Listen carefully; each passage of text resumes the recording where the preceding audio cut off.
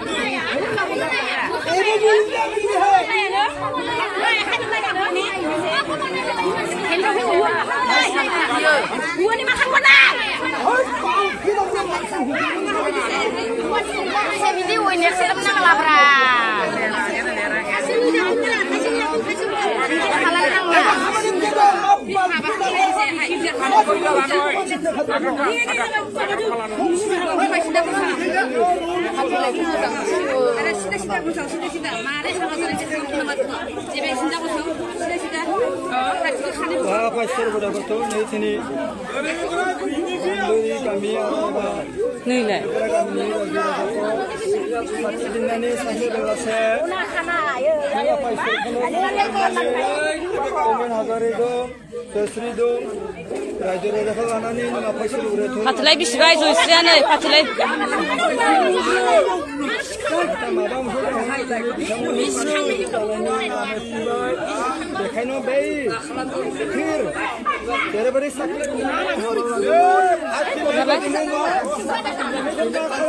ओइ जयस्रि नों मालाबाबो मोजां मोनजाया बे हौवानि थांबा मोजां मोनजाया नोङो मोजां मोनजाया